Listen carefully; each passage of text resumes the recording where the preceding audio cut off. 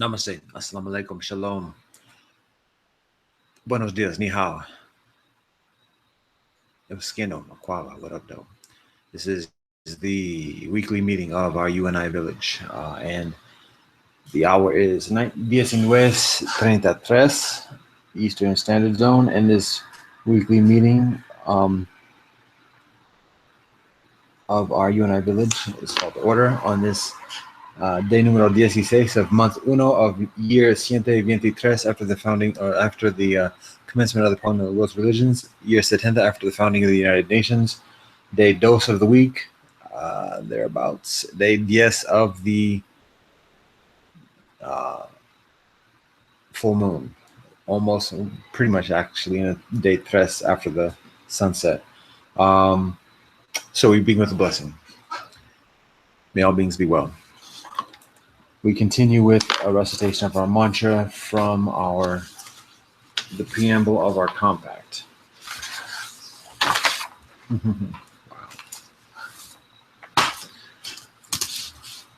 We, the sentient beings of our uNi village, observe the antiquated institutions and systems facilitating convention, and we believe we can do better. We recognize the historic and contemporary harm we cause each other, and we are dedicated to do better. We are dedicated to reconciliation. The wisdom of our ancestors, prophets, and sages tells us we do better by exercising compassion towards each other and all life. This begins by fundamentally respecting all beings, all life, all phenomena, and this continues through enhancing the wellness of all beings and all life steadfastly as universal citizens. We are better learning that when we do this, we also enhance our own respective individual wellness. Thus, we reconstruct our institutions and systems to be proficiently compassionate and transcendent. This includes our institutions and systems of religion, government, education, health, finance, commerce, socialization, and additionally. We fundamentally challenge previous precepts, theories, laws, and methodologies of selfishness. We declare a new age of compassion. And whilst our new institutions and systems supplant the antiquated institutions and systems, we facilitate this process with maximum peace, humility, stability, efficiency, and compassion. We practice wealth ethos, including ahimsa, ubuntu, veritas, haya, shu, maka, huga, samadhi, shema, shabana, narap. The preceding text is provided for this purpose. Love and peace. So, attendance. Peter Johansson Assisi is on the books. And there are 0 official viewers on the Google Hangouts live stream. So, there's an absence of any emergency or urgent proposition. That brings us to minutes from the previous meeting. The previous meeting is convened on a week ago. It begins at hour 13:33 Eastern Standard Zone on day 9 of month uno of year 123 after the commencement of the Parliament of the World's Religions, year 70 after the founding of the United Nations, day dos of the week, day tres of the full moon. Blessings recited, mantras recited. Attendance includes Peter Johansson Assisi on the books. There's an absence of emergency urgent propositions. The minutes are read, agenda is read. All business includes vote of co-op, International Day of Peace, residential co-op, village experience. New business includes diplomatic status with settler government based on the Trust Compact. And then WOWIM Kibik, our Global Federation of Villages updates, includes the Trust Compact correspondence that's previously done, contacting monastic orders about fair trade for monks, and then social networking are the topics of interest during the preceding WOWIM Kavik meeting, which is actually a week and a half ago. There is another meeting that occurs within the past week after our uNi village meeting. So that's the old business, that's the new business, that's the WOWIM Kavik update. Announcements include my being remiss for failing to mention Parishan in the Jain faith that occurs previously to that meeting, as well as my comparative negligence in the manner I communicate the observance of Zhangkuji in the Chinese tradition. There's the recent observance of Hajj and Eid al-Adha. I'm a little bit tongue-tied because I'm in a hurry to get this done. So in the faith of Islam, Purnima is recently observed preceding that meeting in Hinduism, and the Upasada Day within Buddhism. The meeting occurs amidst Elul with the approach of Rosh Hashanah and Yom Kippur within Judaism. and the International Day of Peace is scheduled later that week during this previous week. Juma is observed in the preceding Friday, as well as Shabbat, Juma within Islam, Shabbat within Judaism, beginning sundown on after Jumat, and then Sunday worship the next day, and then the feast. Actually, I was referencing the feast that's coming up this week, so as well as the commencement of the next session of the United Nations General Assembly. That's what the announcements. Benevolent news. I sing the Lakota healing song, healing chant, as well as this little light of mine, and lift every voice, or lift every voice and sing. The benediction is recited, and the meeting is concluded at 14:12. So the meeting is about 40 minutes long. So those are the minutes from the previous meeting. Agenda for this meeting. Actually, the original intent is to go very quickly because it's been a long day for me, actually. However, as I'm looking at the type of topics, there's actually a fair amount to share. I intend to do it briefly, but with the focus on the first item, which is the consular relations, specifically with the United States. Another item on old business is residential co-op, and as well as the village experience. An update regarding our votive co-op. And then new business includes jiu-jitsu, as well as committees. And then for the WOWIAM update, our Global Federation of Villages update, there's a new issue or a new endeavor or initiative, which is referred to as Collective Agenda. So there's some information about that. And then a fair trade for monks, continuing with that. And then votive co-op implications regarding our WOWIAM Kubit, including the consideration of a global fair trade marketplace. So details on that are forthcoming. So that's the agenda. With that being communicated, old business. So first item, old business. The thing that I worked on earlier in the previous post a few hours ago, that takes me a few hours, is a correspondence soliciting consular relations between,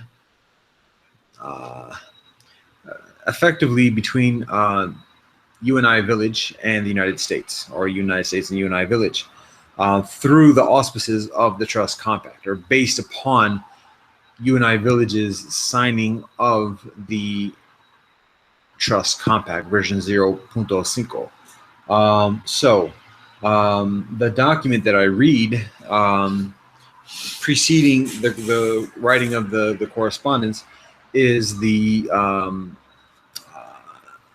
Vienna Conventions on Consular Relations, which is written over 50 years ago, and proceeding from, I think, the Vienna Convention on Diplomatic Relations, so which is constructed 2 years previously, but I abstain from reading that one. I have yet to read that one yet.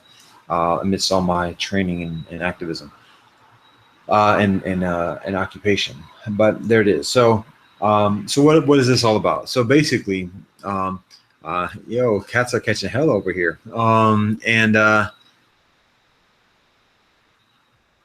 even regardless of that, I mean, that's a little bit dramatic, but it's factual. The idea is for citizens of our uNi Village, but also the other respective villages involved with our WOWIAM Kubit, our Global Federation of Villages, all of whom are signees or signatories of the Trust Compact, and as well as all the responsible for abiding by the obligations and responsibilities that come with the Trust Compact. The consideration is standing conventional governments, members of the United Nations, for affording such individuals who are taking a pledge to uphold certain principles and precepts of righteousness and cooperation and harmony, and in doing so incurring rather significant impediments for functioning in society, for such individuals to be afforded with certain diplomatic immunity, and basically having this is the purposes are multifold. One, when it comes to interaction with law enforcement in these different nations, member nations of the United Nations, having a diplomatic status that affords certain protocols for well-being and safe return. So that's one consideration. There's also the consideration of utilizing the consular relations as an increased assurance to facilitate international travel. So accompanying it with a document like the World Passport issued by the World Service Authority or another similarly situated institution, even our Wowium Kavitkahik, there's increased recognition of our status as citizens of our respective villages, also citizens of the earth, and citizens of Wowium Kavitkahik, based upon the commitment the genuine commitment that we have to earth and to humanity, and even to the member nations, recognizing that there are shared principles of well-being and responsibilities accordingly. So it's a matter of honoring our commitment and our obligation and our service to humanity and the universe, and even the member nations of the United Nations. And by service, I mean other than working for the military or anything, because that's part of the exclusion. That's part of the prohibition within the Trust Compact. But the service in a general sense to humanity, the well-being and the benefit that is provided through our adherence and practice of Trust Compact to humanity. So so that's the idea of the consular or diplomatic immunity. So there's in international law, there's a lot of, like, different terms have a lot of different meanings and a lot of significance depending upon which term is being utilized. So the original idea, amidst my general familiarity, is diplomatic immunity, although albeit, like I've evidently, amidst my modest legal expertise in this specific focus, what I do, and it becomes increasingly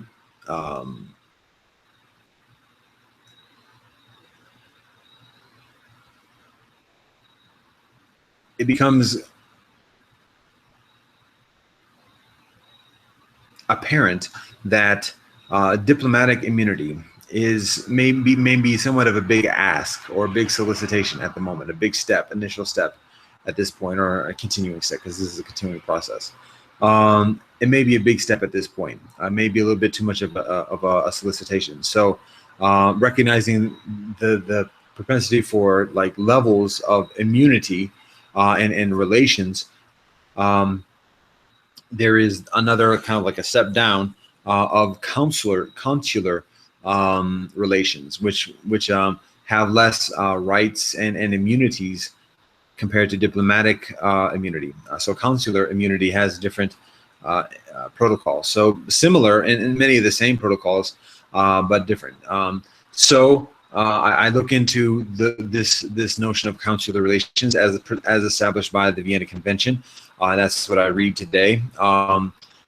And I abstain from reading the Vienna Convention on diplomatic relations simply because of my availability at the moment. And so the decision is already considered, significantly considered and affirmed about pursuing or soliciting consular relations rather than diplomatic relations, for the reasons I mentioned. And so it's beneficial to be able to compare and know the distinctions and what to perhaps work towards maybe later, but for the purposes at the moment, that's what is solicited. And like I said, my availability is modest, and so as is evident, I was already reading and preparing the correspondence accordingly, right up of just a few hours ago. So that correspondence is written, and I can recite it actually. I can read it. It's only one page, and I guess that's beneficial just for the record.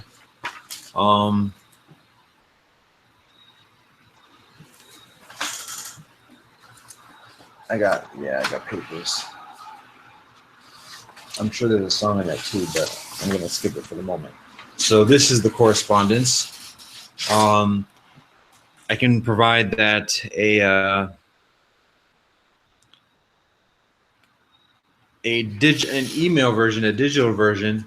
Well, first, okay, this is the correspondence, and then attached to it is a copy of the Trust Compact version 0.5, front and back. This exact document. So, an email is sent to the United Nations the U.S. representative to the United Nations. There was some difficulty finding an appropriate office email address for the State Department, and rather than going through all the loop-to-loops and finding some kind of remote staff member, we just go with the U.S. representative to the United Nations, because it's that person is or that office is a part of the State Department. So the intention was already previously to send it to that office anyways, but I missed the challenge with the State Department, and the dissatisfaction with the results of an immediate search for contact information, direct email contact information, just letting go.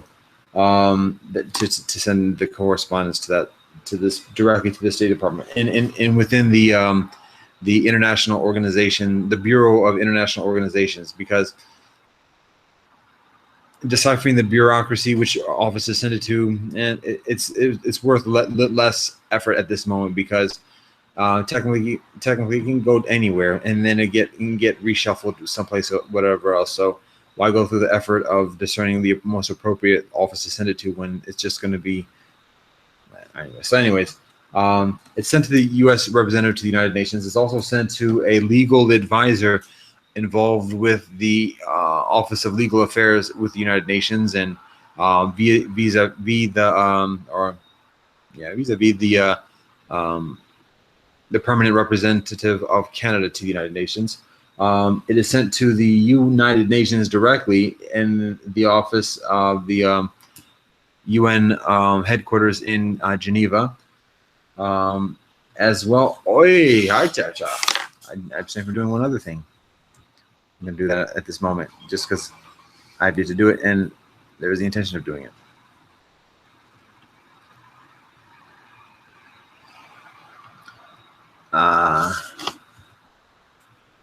So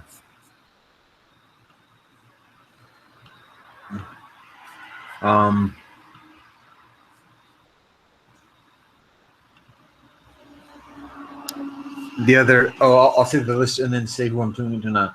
I also sent it to the International Bar Association, which is a collective of lawyers from around the earth. It's like the Bar Association of Earth. And then I also sent it to the World Service Authority that issues that passport that I just show.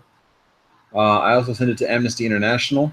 I sent it to BRICS, the Brazil, Russia, India, China, South Africa collective, for a number of reasons. And I also sent it to an organization based here on Turtle Island called Street Democracy, for additional reasons as well.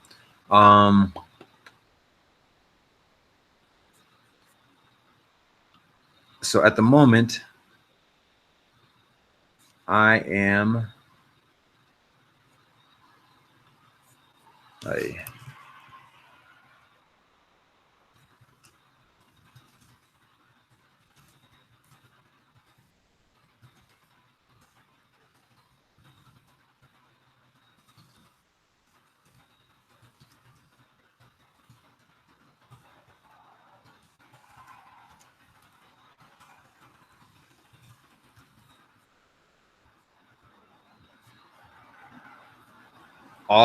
kata kata kata. I was just about to paste the communication to the contact page for the United Nations. However, Oh man, now my word processing software is freezing up.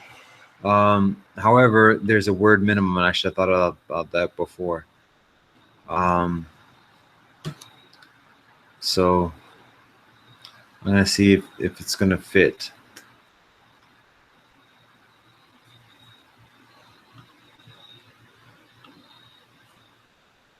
Yeah, it's not gonna fit. We'll see. I'll do a word count.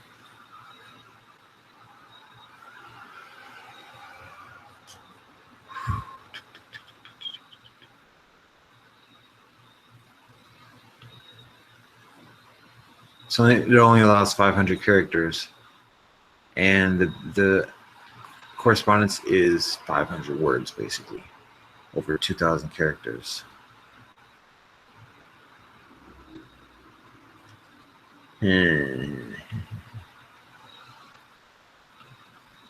So what I plan to do actually is include the link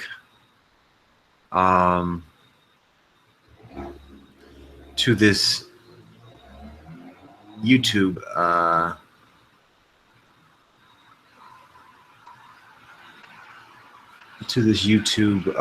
channel in this post, and let the people work it out accordingly.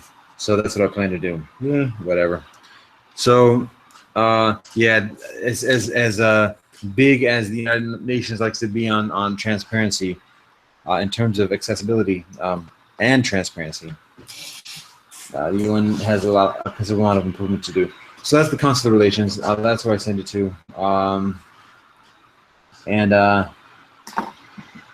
that's where it is. So another idea with this is that it seems beneficial to have recognition, to have even consular immunity, but even also further consular relations, because of the intrinsic recognition and the legitimacy that has. But also, as I mentioned, the international travel as well. So there are very pragmatic, very strong, substantial pragmatic benefits in establishing this. However, there are also considerable substantial drawbacks and detriments. One is that just as the relations recognizes intrinsically certain legitimacy within our uNi village and the Trust Compact and our Wowium Kavitkhik, all of those elements intrinsically recognize certain legitimacy within the settler government here on Turtle Island, which is extremely difficult. There still can be the different political stances that we have, particularly our uNi village, as we are based here.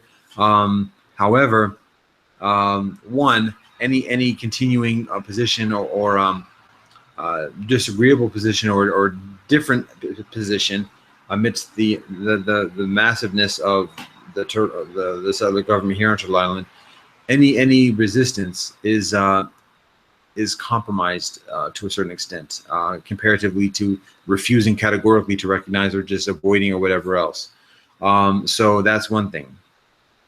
Then further, in terms of our international, our intrinsic, our implicit, our ethereal, but as well as our explicit support from our international community for our respective endeavors and our collective endeavors within uNi Village, within Wowium Kavitkhik, and our additional affiliated endeavors, all of that, the international support becomes also compromised because we are cooperating with the beast at that point, and so we have less legitimacy in the eyes of the international community, particularly amongst the activist group and the hardliners, or not necessarily the hardliners, but I mean the underground, whatever. So we lose some cred, we lose some street cred actually in establishing consular relations. We also gain street cred for getting recognition and continuing to basically exist as an independent sovereignty, which is actually stated within the correspondence. Basically, so the premise is that, I mean, in international relations, nations interact with nations and afford the officials of each nation or of other nations certain status and recognition when visiting another nation. So that's basically what diplomatic relations are. Consular relations, in my understanding, is like I said, it's a little bit of a different level. And there's a consideration that nations interact with additional entities as well. Consular relations are, as per the Vienna Convention, specifically for or are for nation-to-nation interaction, but may not necessarily be limited to that. I have to look further into the details. However, all that being said, obviously this paradigm of our uNi village, as well as what we in as well as the Trust Compact, are a new paradigm, are comparatively unprecedented, and particularly unconventional. And so it requires some legal creativity in terms of understanding how to conceptualize it, how to articulate it, how to frame it, how to normalize it or codify it and include it within the tradition and the practice, the conventional practice of international law and all the hoops and ladders that are involved within that. So that's difficult to articulate succinctly and comprehensively in just a one-page correspondence of what we suggest to be the framework for that. And that's something that's part of the negotiation. And so there's that. But the consideration is that the Trust Compact in and of itself actually constitutes, pun unintended, constitutes a political compact, a political contract, much like the U.S. Constitution and all the other different constitutions and Magna Cartas and everything else of nations throughout humanity, as a foundation for establishing tangibly a sovereignty. So within our correspondence for consular relations, we communicate the existence of sovereignty intrinsically within the Trust Compact, it existing as a political contract and agreement, and essentially a treaty even between the signees of the contract and the international community, as particularly represented by the United Nations and its member nations. The other consideration also is that, so the other part of it is that, so there's sovereignty established through the Trust Compact itself. However, the status or the sovereignty that's actually being claimed, particularly within the specific context of this correspondence, is by uNi Village. So uNi Village establishes itself, like, and again, it's a little bit unusual, it's a little bit unprecedented and unconventional, but basically the idea is like the Trust Compact establishing sovereignty, a political compact, a political contract, and by signing on to the Trust Compact as a village, that sovereignty is conferred organically, effectively, to our uNi Village, as well as to uNi as well. And so there are a lot of different precedents that are effectively being established through this. But the idea is that through signing on to the compact, it exists as a political compact, but also as a treaty. And so in signing on to the compact as a village, uNi Village essentially establishes sovereignty through the guise or through the auspices of the Trust Compact. And it's through that effective sovereignty that uNi Village establishes consular relations with the United States. So that's kind of like the rationalization, the legal rationalization. Again, it's unconventional. It establishes a lot of new precedents that may be somewhat make some people nervous and suspicious and doubtful and everything else and distrustful, but that's part of what this is about. So the consideration is building a dialogue about this and effectively progressing towards a mutually agreeable arrangement. So it's actually the Vienna Convention on Consular Relations has some interesting points to it. Some additional considerations is being able to establish a consular relation through a third party, another member nation of the United Nations, or even perhaps another third party. And so still effectively conferring consular immunity to members of our uNi village who sign on to our trust compact, to the trust compact version 0.5, through the auspices of a third party. One of the reasons why BRICS is included within the correspondence. I considered forwarding a correspondence to the non-aligned movement. However, in previous reaching out, it's difficult to find an organized administrative entity for the non-aligned movement with whom to establish effective and sustained correspondence. So BRICS is doing a better job through the years, so that's appreciated. The chairmanship just recently goes to India from Russia. So anyways, that's another consideration, is third-party option.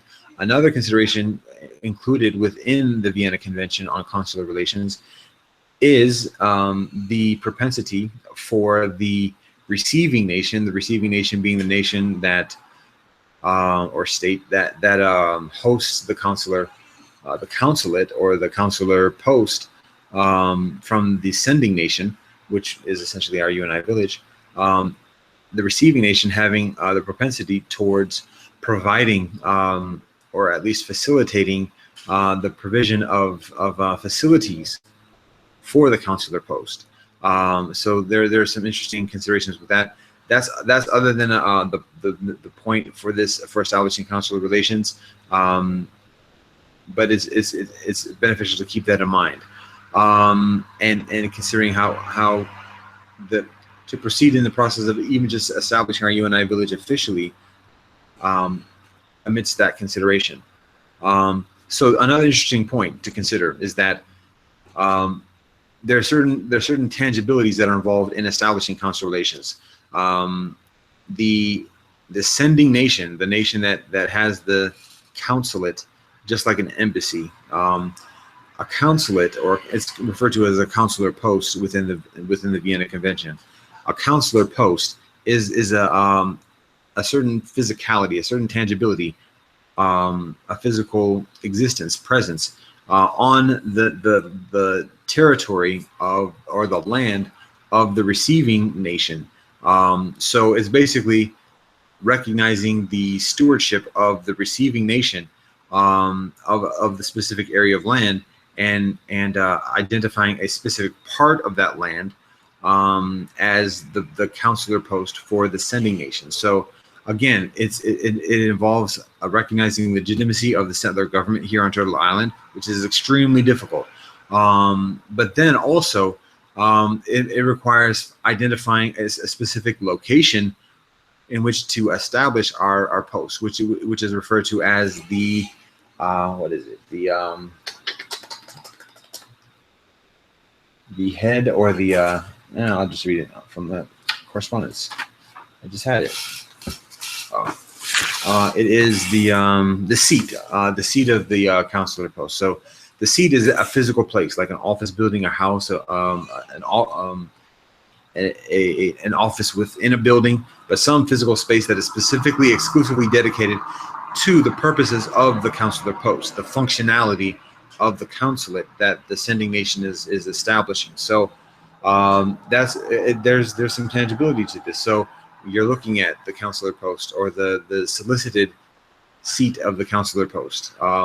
This flat that currently exists as a Sona ashram, managed by a private entity here amidst our uNi village. So we already make a claim for this land as uNi village. It has yet to effectively be established and recognized in an official manner, or even in a pragmatic manner, although in an ethereal manner it's becoming increasingly evident.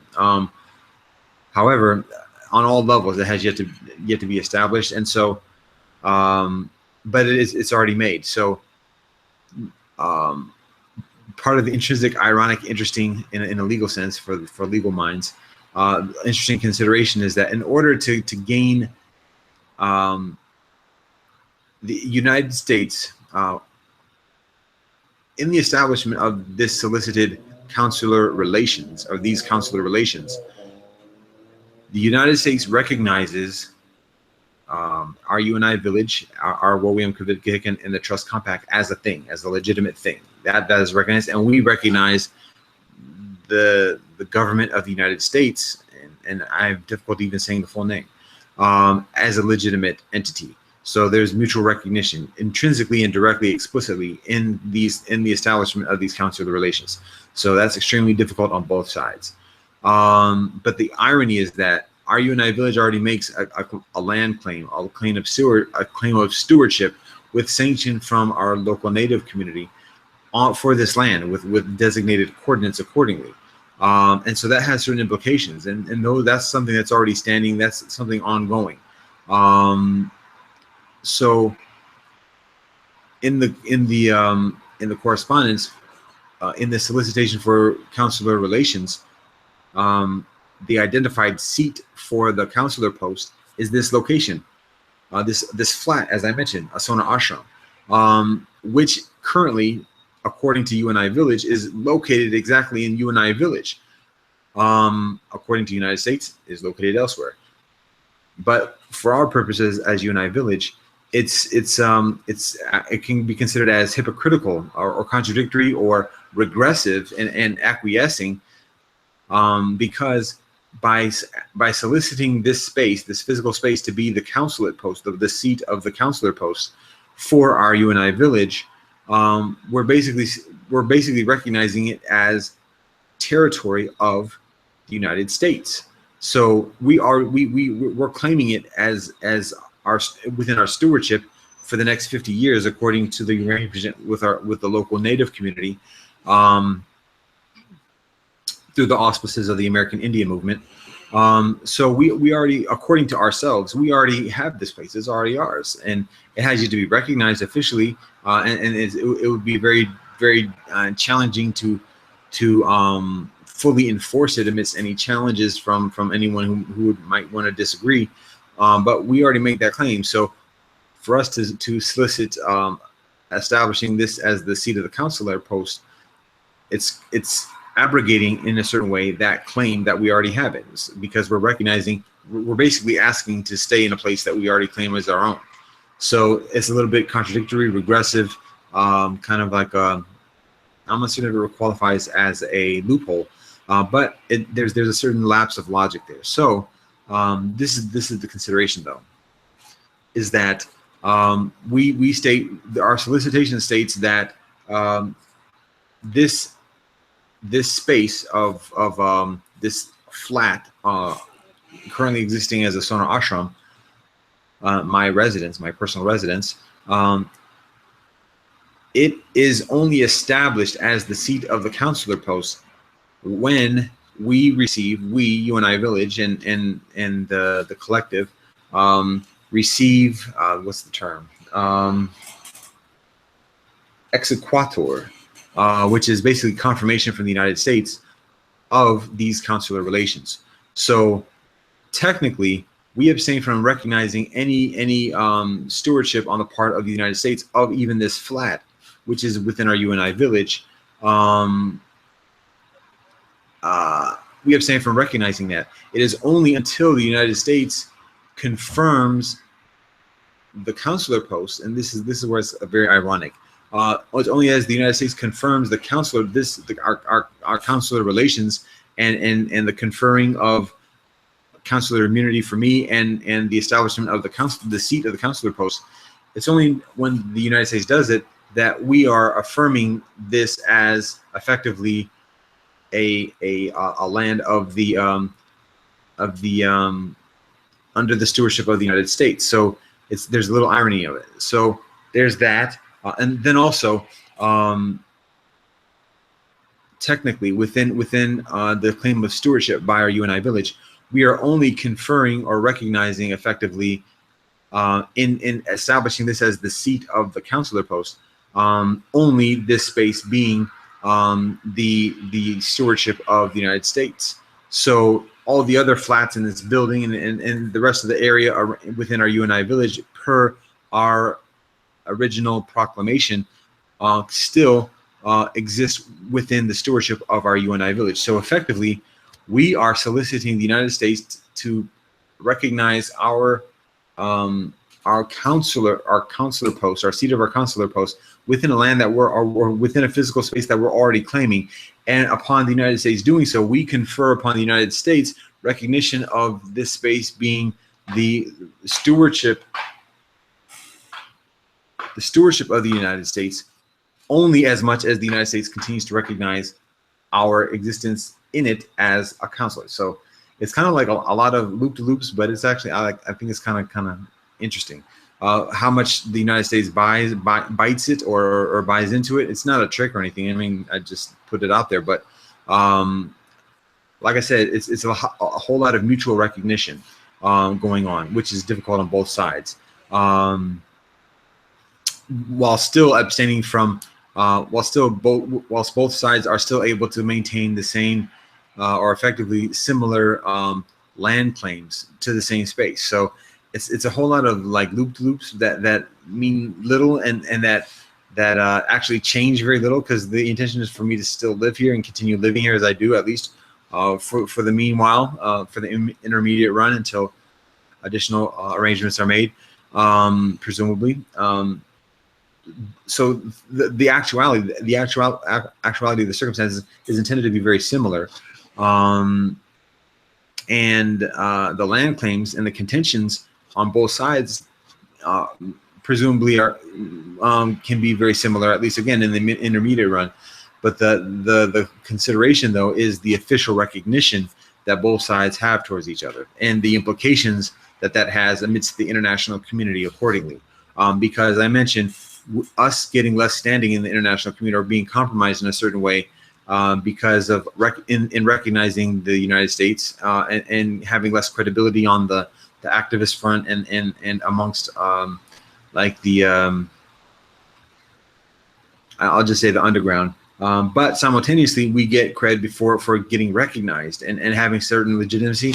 But also the big thing is increased credentials for traveling and being able to travel international and cross borders through the guise of this consular immunity. So having consular immunity abstains from immediately or directly or necessarily guaranteeing international travel. I mean, even having citizenship abstains from guaranteeing international travel, but it makes getting a visa to travel to different places and recognition and that visa based upon international citizenship or citizenship with uNi Village or whatever villages is involved, it makes it easier. And so so there's that. Then on the side of the United States, the United States gets certain legitimacy and even guarantees of rightful behavior and encouraging people to do such, and providing an avenue for militants and aggressors to pursue an increasingly diplomatic course of action to actualize the interests of such groups.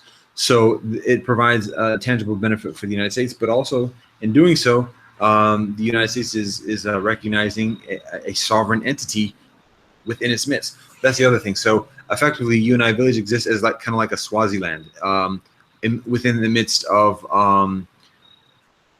enveloped around with the United States enveloping around uNi Village. And then also the consular post, uNi Village recognizes the stewardship of the United States for this one flat amidst being enveloped by the surrounding area of our uNi Village. So again, that's just part of the art, another part of the irony as well.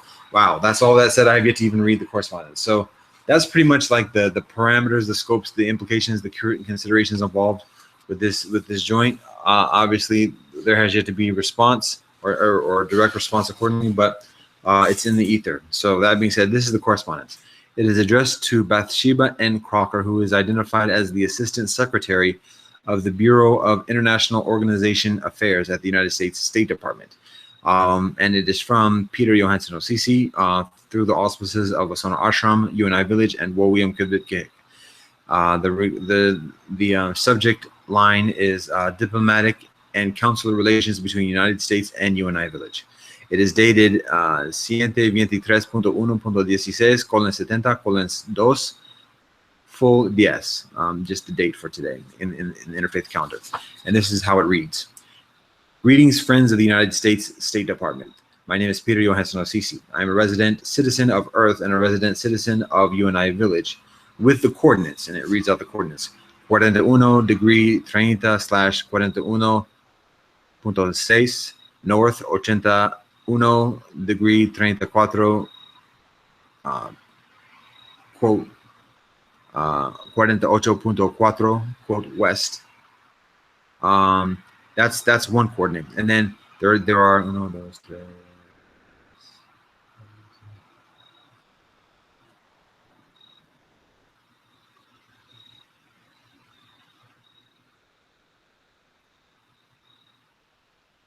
are 5 other coordinates that outline the actual land Narap of our uNi village according to the original proclamation and the confirmation from the American Indian movement.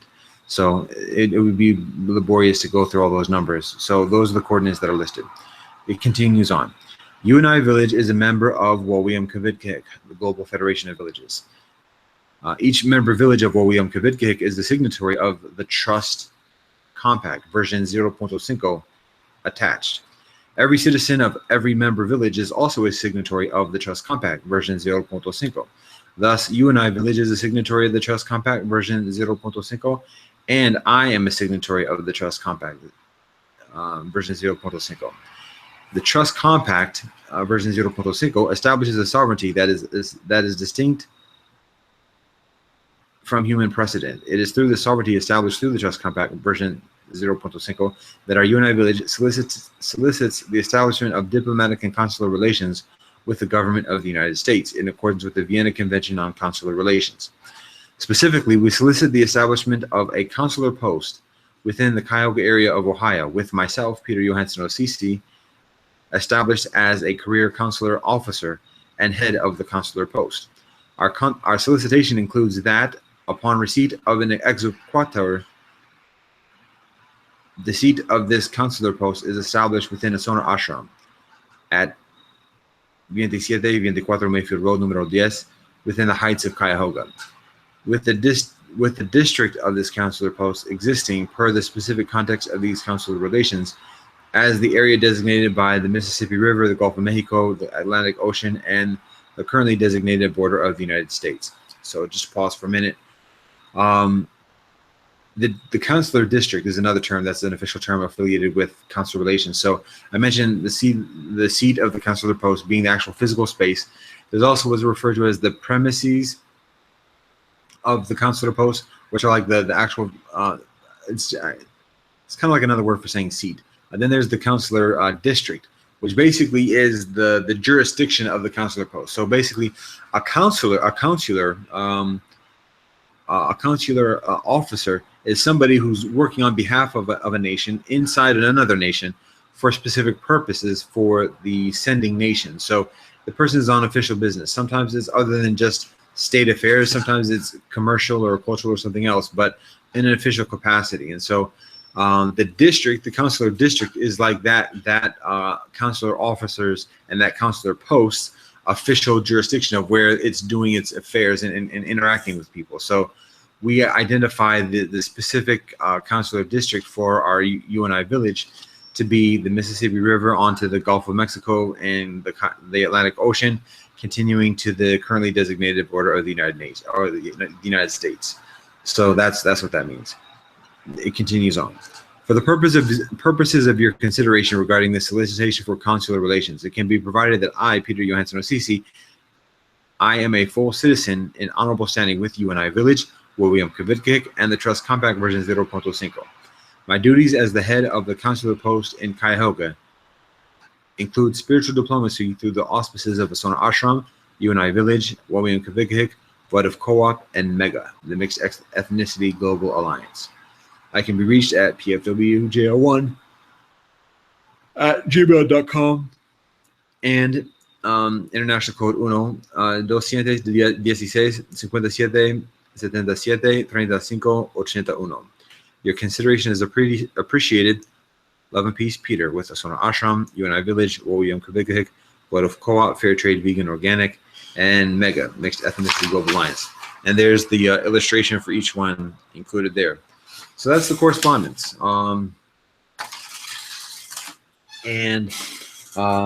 Like I said, I'm planning to post that on the web contact page at the United Nations. Although a correspondence is already sent to the Geneva office or the Geneva headquarters of the United Nations. So that's the consular relations. That's issue number 1. I'm going to leave it at that after speaking for over an hour, or nearly an hour at this point. Next issue is the residential co-op, which is to say it's just still on the agenda. There's little new update other than our consular relations or correspondence, and also the opportunities that come with that. Because the consideration also, going back to the consular relations thing, the thing is that's amidst the establishment of such, God willing, that's a tangible benefit. That's something that resonates with people. That's something that has value. That's something that has some cachet, to use that word. So it provides motivation for other people to get on board. Now, that's also a challenge because it also gets the attention of unscrupulous people, which requires some certain diplomacy and judiciousness and discipline on who to officially recognize as a citizen of our uNi village. I mean, basically, that's a distinct process already. But again, every resident, every citizen of our uNi village is a signatory of trust compact. So it involves having protocols of what that actually means, what happens when somebody breaks the protocols, because that has an effect on any consular relations that we have with the United States as well as the United Nations or anyone else. Side note as well, consular relations can be used for also establishing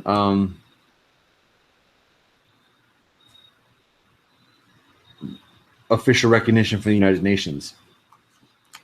So that's something to consider and work towards continuing on, particularly as I have increased availability. So the consideration is being very judicious for our own sake on who we recognize ourselves as part of our uNi village. I say ourselves.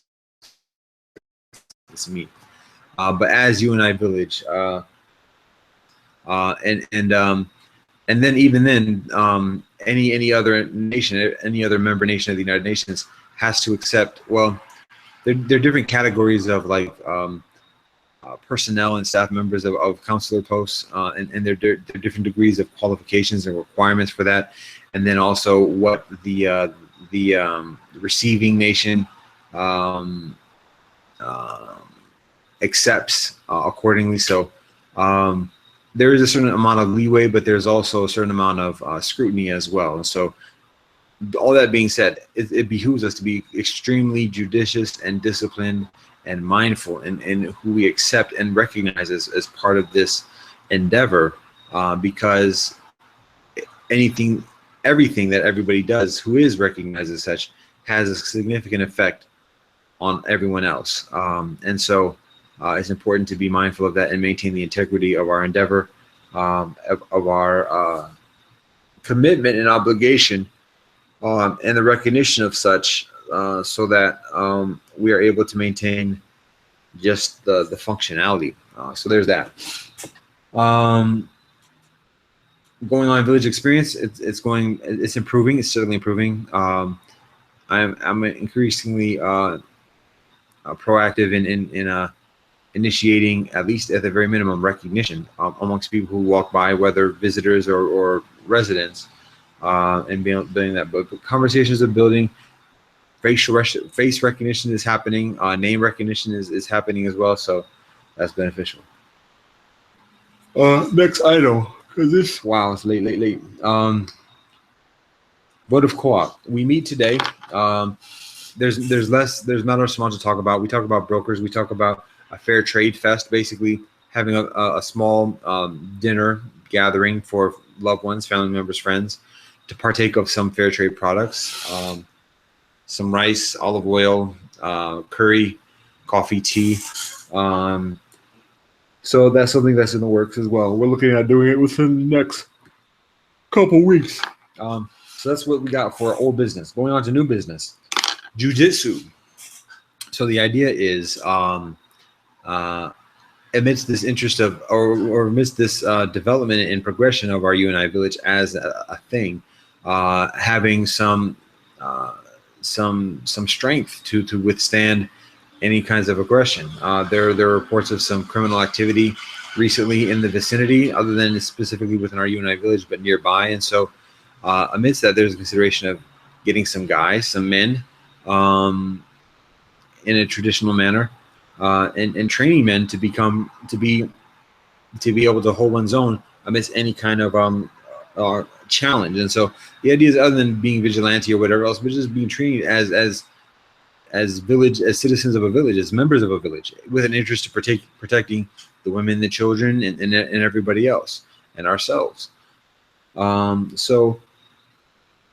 Jiu-jitsu is a philosophy of the pragmatic practice of ahimsa in a conventional manner, wherein there is an extreme minimalization regarding offensive strikes and injury to an aggressor, and instead grappling and subduing an aggressor into a submission hold, or being similarly rendered ineffective. So that's the idea.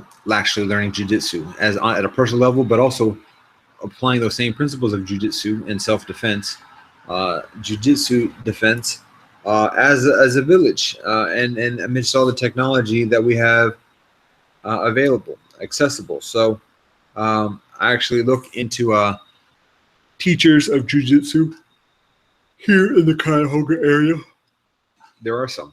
And then there's actually a teacher who's here on this road, Mayfield Road, down the road a little bit, a few miles, a few kilometers, who is trained in the school, in the Gracie School, that's awesome. So for such an individual to be here, to be nearby, that's awesome. And I have yet to initiate a correspondence, but the interest is in arranging a private session for a group of men here in our uNi village, in the vicinity, to meet once a week or thereabouts, to learn jiu-jitsu, but then also to rap as well and talk about global citizenship, wealth ethos, and what this experience is like on these streets today, how all that's connected. And how to be intentional and methodic and proficient and skillful and talented to negotiate the challenges that are experienced amidst all this. So the idea is basically, like I said, hiring the teacher, the jiu-jitsu teacher. He does private lessons for individuals. How much it is for a group, I'm uncertain. All of his training and it is open to the public for fees. But it's all at the studio or wherever the facilities are down the road. So I have yet to be confirmed whether he's amenable to, or he's even available per his obligations to provide instruction to a private group in another facility. So there's some follow-up to be done in that respect, but that's where it stands. Next item of new business is committees. So the idea is forming some committees and enhancing, strengthening, detailing the organization of our uNi village. So I abstain from venturing to consider some initial possibilities in terms of types or focuses of, or foci of committees, but I just put that out there for us to consider. So that's what's happening with new business. In regards to our WOEM Kavitkick, collective agenda. Basically, the idea of this collective agenda is approaching other activists, particularly Amnesty International offices and co-ops that we already send the trust compact to, contacting these same offices, particularly telephone contact for the Amnesty International offices, which involves having money and paying the fee for international calls, but calling the offices and soliciting the offices to share uno priority issue for that office, for that region, whatever it is. And then with that communicated, or with that being shared, the follow-up solicitation is, are there any additional issues that are important to you? So compiling all of that and identifying a collective agenda for the next year. Identifying, so the idea of the collective agenda is for to build solidarity amongst groups that are working on different fronts, often with an emphasis on different issues, so that whilst even still sharing shared sentiment about the aggregate of issues, having so much difference in prioritization that it effectively makes the people contentious with each other. So the idea is continuing to cooperate and build with each other, sharing what our each priorities are in our respective fronts, and identifying a collective agenda that systemically addresses each of those issues. So it might be one priority issue, so the idea is doing this, setting the collective agenda for 1 year, a cycle of uno year on the solar cycle. Does not, I say solar as in solar calendar, but it could be lunar or whatever, but just 1 year, one trip around the sun.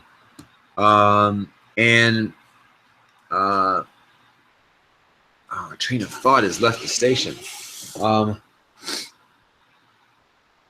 Collective agenda. So, okay, so identifying a cycle of 1 year. In that uno year, dividing into 4 segments. So for each segment, there are about 90 days, or 3 months, meses, or 3 months.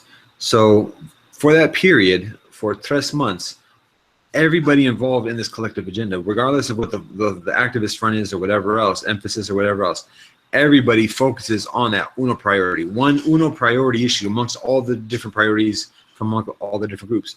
Uno priority decision, or one uno priority issue, is identified for that period for all the groups to focus on. So that means having educational programs, communication blasts, PSAs, cultural events, and all types of things that activists and even conventional communities do, that all communicate some type of information and activism and progression about that particular issue for that period of 3 days or 3 months. So that's the basic idea. And there's a propensity for a priority issue to repeat again within that annual cycle. It might go from one to quarter uno to quarter dos, so might exist in quarter uno, and then go take a hiatus for a period, and then come back at quarter tres. It may be the priority issue for quarter uno, and then be one of the highlighted issues for the preceding period, and that's very plausible for a priority issue to continue to be thought of and considered, but with less prioritization. So that's much of the thought. Again, the idea is focusing on uno priority issue for that period, but then identifying 5 highlighted issues, and then also perhaps identifying 10 continuing issues, just to be comprehensive, so that whilst everybody is focusing on the uno priority issue, there's also a mindfulness towards these additional issues, and there's the propensity for modest programming along those lines as well, whilst continuing to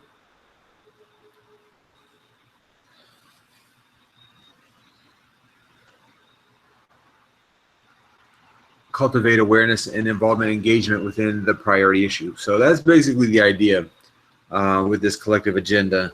So the intention at this point, as I mentioned, is to approach Amnesty International offices and additional offices, co-ops, and additionally, and solicit each office to share what it considers to be its priority issue, whether it's fair trade, whether it's organic, whether it is transportation, whether it's environment, greenhouse gases, or whatever. What is the priority issue? Fishing, torture, human rights, whatever. What's the issue? And then upon compiling that from all the offices based in the respective metropolitan areas of our from that, basically gleaning what is the collectively agreed upon consensus priority issue amongst all the groups, and then encouraging activity accordingly. So that's much of the idea at the moment regarding the correspondence. Anticipating modest feedback and response uh,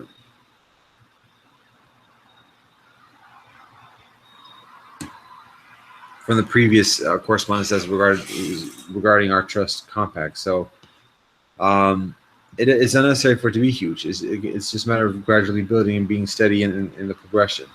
So that's one of the thoughts with the collective agenda. So fair trade for monks. I think I mentioned this in the previous meeting. Oh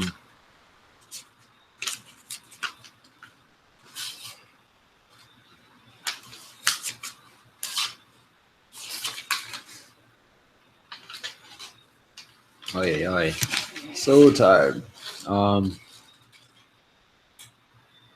Maybe I didn't. Maybe I've yet to mention it. Wow. Okay. So basically, the idea with fair trade for monks is approaching monasteries that are religious, Buddhist, Christian, Hindu, and additionally, is saying, hey, you abide by these principles, these ethics for the well-being of all beings, but you also have the need for sustaining yourselves materially. So how about you invest and participate in fair trade, and then providing the monasteries with a list of suppliers and resources for fair trade, opportunities for fair trade. And the idea is that the selling point, the rationalization for doing fair trade is increasingly should be increasingly receptive amongst monks, but also monks being different from religious congregations. Monks live in the facilities, and so have the need for making regular purchases, particularly in bulk, to sustain the monastery. And so that differs from regular households where it's just one family living together. Sometimes may have some food or whatever. Other times might just go out to eat or just give it for the day or whatever else. There's an increased amount of regularity amongst Buddhist monasteries. There's also an increased amount of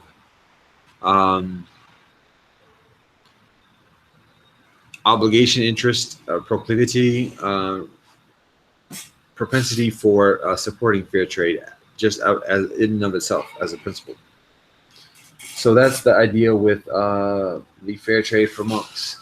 That goes on to our vote of co-op considerations. So I mentioned before the idea of a marketplace, and I mentioned the details for that later on. So this is it, basically, as I'm struggling to stay awake.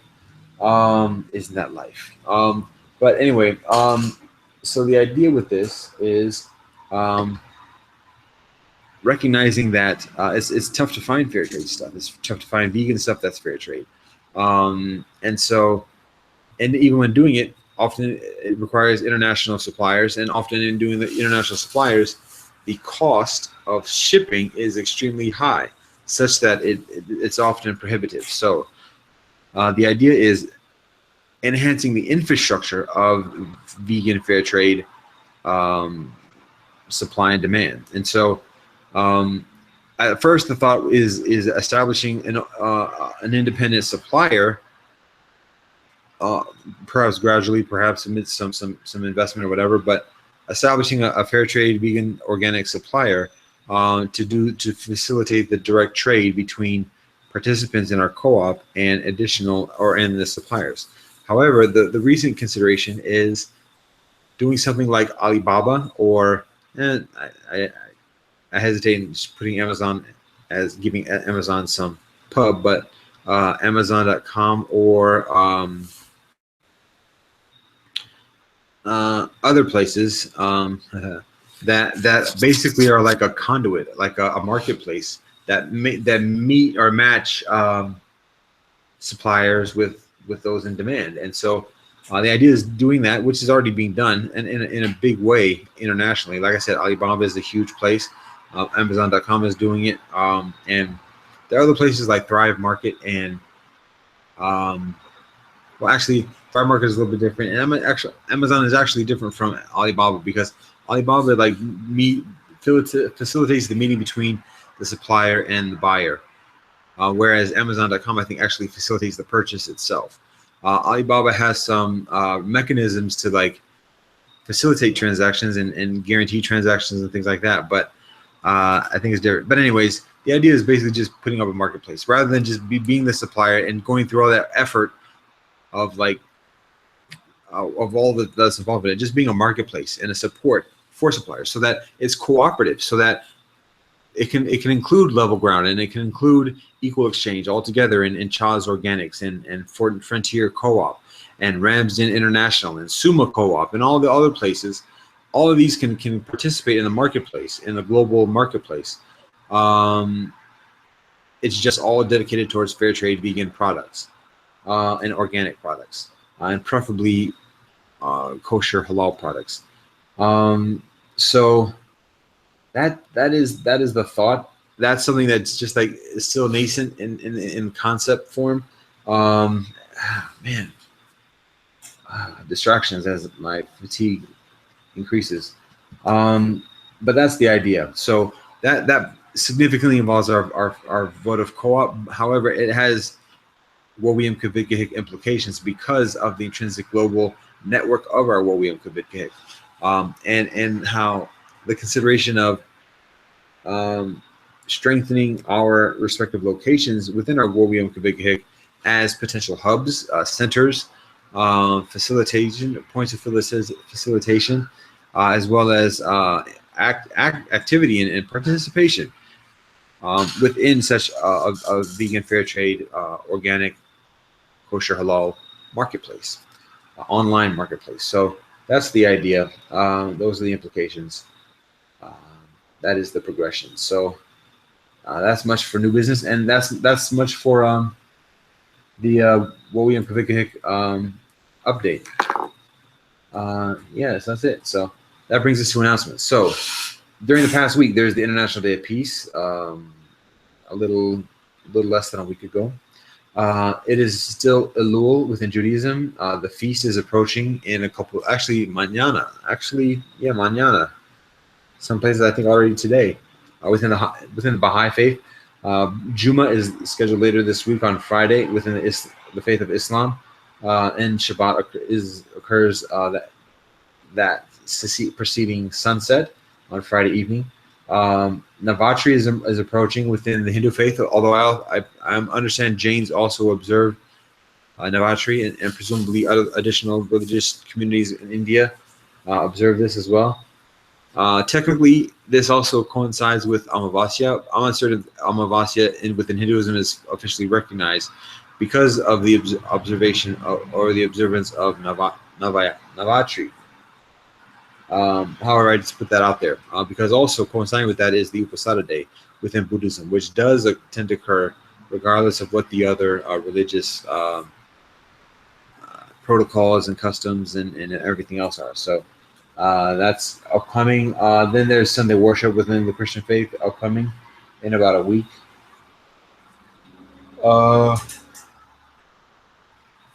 Also approaching is the Gandhi's birthday, which is celebrated in a number of circles as the Moksha Day, Liberation Day, as compared with UN Day and the Independence Day for India and everything else. So this is Moksha Day, commemorating the birth of the Buddha. So those are announcements. Oh no. Rosh Hashanah is on the calendar for a Monday, beginning Sunday evening. And that also brings about Yom Kippur and Simchat Torah within the Jewish calendar as well. So this is a very auspicious period that we are immersed in and that we are merging further into at the moment. And so there are many considerations, implications to be gleaned from this experience. So those are the announcements. Oh, also Diwali is approaching as well within the Hindu faith. Those are the announcements. So that being said, that brings us to benevolent news. Haha, singing songs. I'm gonna do a comparatively abbreviated version of these tres songs. Same tres from a week ago, about a week ago. which include the Lakota healing song that I did a week ago, This Little Light of Mine, and Lift Up Your Voice and Sing. I recall this Little Light of Mine somewhat cutting into... anyway, I'm going to say that. Those are the 3 songs that I'm looking at doing. So as I'm falling asleep, yo. But here it is.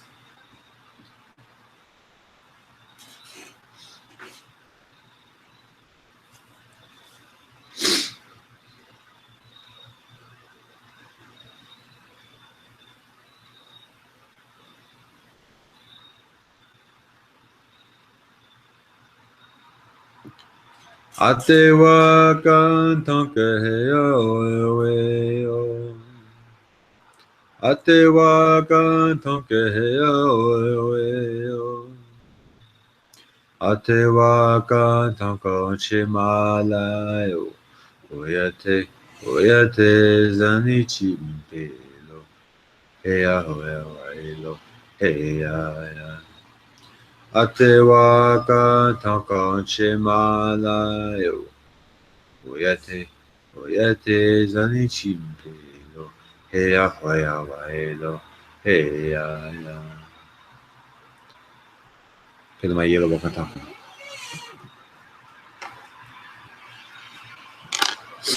This little light of mine, I'm gonna let it shine. This little light of mine, I'm gonna let it shine. This little light of mine, I'm gonna let it shine. Let it shine, let it shine, let it shine. Everywhere I go, I'm gonna let it shine. Everywhere I go, I'm gonna let it shine. Everywhere I go, I'm gonna let it shine. Let it shine, let it shine, let it shine. This little shade of mine, I'm gonna let it shine. This little shade of mine, I'm gonna let it shine. This little shade of mine, I'm gonna let it shine. Let it shine, let it shine, let it shine. This little light of mine, I'm gonna let it shine. This little light of mine, I'm gonna let it shine. This little light of mine, I'm gonna let it shine. Let it shine. Let it shine. Let it shine. Oh yeah. Yeah. Lift every voice and sing till earth and heaven ring. Ring with the harmony of liberty. Let our rejoicing rise high as the listening skies. Let it resound loud as the rolling sea. Sing a song full of the faith that the darkness has taught us. Sing a song full of the hope that the present has brought us. Facing the rising sun of a new day begun, let us march on till victory is won.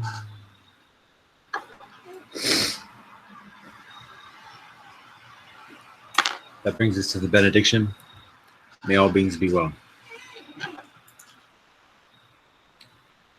And that brings this weekly meeting of our Warrior Kabukihik to a conclusion. The hour is 20:53. Haha. And it is, why don't I say that?